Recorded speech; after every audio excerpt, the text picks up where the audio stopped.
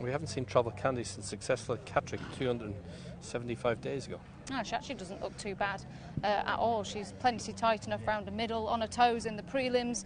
Nothing to worry about, though, as of yet. Beautifully turned out, and last time we did see her, she was in winning ways. So, yeah, she looks ready to go. This looks like a nice starting point for her to start off the 2024 season. Jojo Rabbit is in stall 13, number 7 in behind for Ruth Carr and James Sullivan. Yeah, I thought this horse would certainly appreciate the ground today. I think the slow ground last time out probably wasn't all to his liking. So, yeah, I think he'll handle conditions well. Looks good in the prelims. Just got a little bit sweaty. It's just starting to cool down here now this evening. It's quite a nice temperature. And Moulin Bouge in behind for George Scott and Colin Shepherd. Royal Ascot winning due. Well done to them. For them last week. Stall 11 for the Son of Sioux Nation. Yeah, 3 from 6. Old Turf win was last year. That was at Bath. Fairly consistent, I suppose, afterwards. And I just didn't think there was a whole lot of room off his handicap mark of 79. 11 is I'll Be Gone for Tim Eastby. Tim's chasing a treble. David Allen will be on board shortly. He's chasing a double. We spoke to him in that interview just saying about stall 1. He has to get the stalls right. Yeah, exactly. And he's 7 from 44, and I don't think you can knock his recent form at all. He won at Catterick on his penultimate start, so yeah, he's in good form. The only really kind of question mark is he's not won on good to firm ground. A little bit sweaty as well in the prelims. Paul Midgey sprint, as he normally is, well represented. The first one we look at is match play. Yeah, he's back down to his last win mark with conditions very much in his favour. All his wins have come on good to firm ground. We'll have to catch up with Heracles. He went down a little bit ahead of the rest. Right, let's get back to Ballinrobe and get some winning reactions from the first race.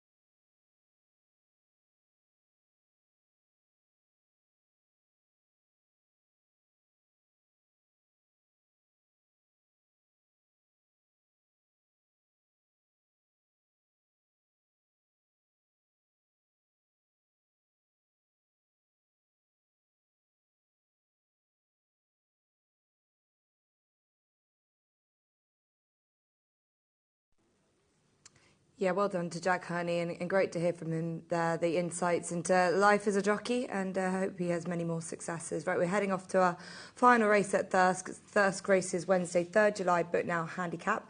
They have 5 furlongs to the minimum trip here, and Le Beau Garçon for Joe Mason, Michael and David Easterby is 100 to 30 favourite. From 5 to 1 in from 6 to 1 is Heracles. We've got Moulin Bouge at 13 to 2, 8 to 1 for Khabib.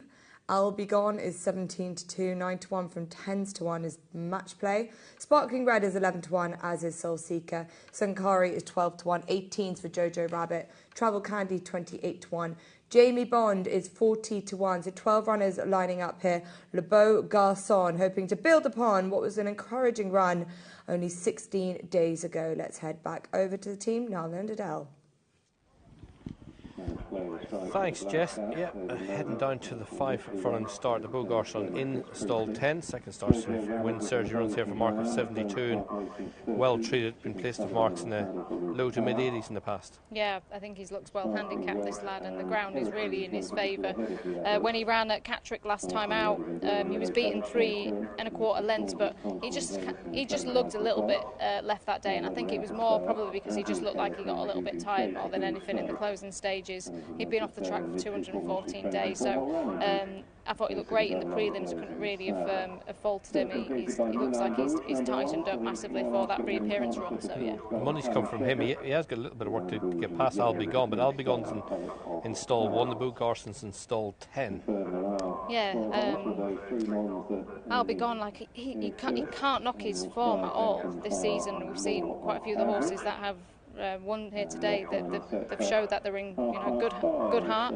He won at Catterick in May off 68, and he ran very well back at Catterick last time out when he was only beaten 2 lengths off today's mark. So he was just ahead of Le Beau Garçon that day, but obviously Le Beau Garçon was having his first run of the season. So he was obviously, I think he's probably the one of the two that I think should take a big step forward for his first run. Heracles looks to give Paul ran a double on the afternoon, both over sprint trips. The first one was over sprint trips, and his horse comes here in good form after winning it. Ripping, he's £5 higher, but I like his draw in stall 14. You've seen them 2 bays of stalls as well. Yeah, Paul was delighted with his draw because he'll probably just obviously try and stay more towards this side, and I felt this lad really deserved to win last time out at Ripon. He'd gone close a couple of times, and he ended up winning quite nicely in the end. So obviously he's gone up, as you said, £5 for that, but I can't see why he wouldn't be able to play a big part. But I actually quite liked Paul's other horse. I thought looked really well match play. He was probably one of the picks of the paddock. I know he's not won for a while, but he's back down to his last win mark, and I think the ground is massively in his favour. He seems to like the good to firm ground, so I actually think he's got quite a strong hand in this, Paul Midgley. Okay, Khabib goes for Ray Craigs. Ray's only had one runner in the last fortnight, and that was Runno, who won at York. He ran in that race we've touched on a couple of times with I'll Be Gone was second, the Beau Garçon was third.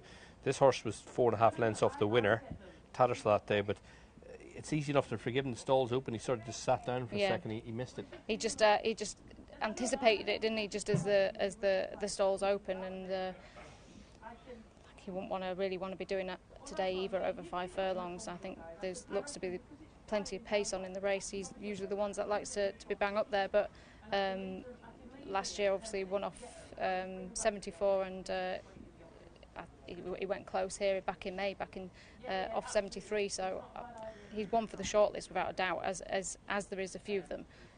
I think Le Beau Garçon is probably looking the best handicapped out of them all anyway, which we saw in our previous race go the way of Kickstone Power, who looked to be the best handicapped horse in that race. So may well go to the one that's most handicapped in this one, which is Le Beau Garçon, going on the ratings anyway.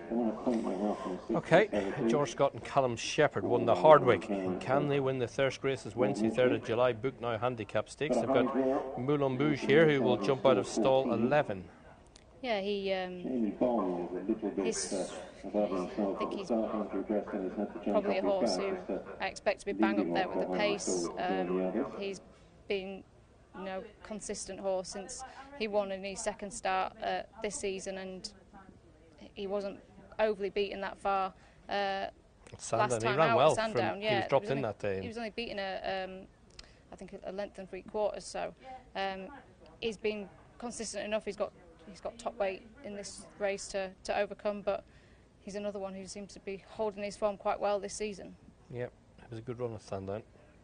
Imagine he'll be hoping for a strong gallop. Callum Shepherd up top. Soul Seeker's getting himself down to a workable mark. I'm sure the one eye in the jump jockey's Nunthorpe, but he's won the last twice, hasn't he? Yeah, and it was a bit of a hint of a revival last time out at Haydock. That was only 18 days ago, and he eased £2, so that takes him £1 below his last win mark. So yeah, he may well just be kind of just about ready to hit his top form. It's widest of all in stall 15. Yeah, as well. He's not in yet, but they have started loading up then for a final race. One was getting a little bit restless was Jamie Bond for Brian Smarton. Andrew Bresnan, nearly a year off the track. Yeah, actually, to be honest, having a good look at him, he didn't look like he'd been off that long. He actually looked fit enough, but he had the two handlers trying to keep him calm in the prelims. But yeah, he was very much on his toes, which I think is about the norm for him. He won a Catrigan his 4th ever start and failed to beat a rival, but obviously something meant he was on the sidelines in the interim. But he's back, and he's going to go forward with Sparkling Red.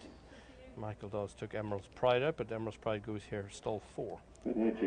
I actually thought she might have a little chance.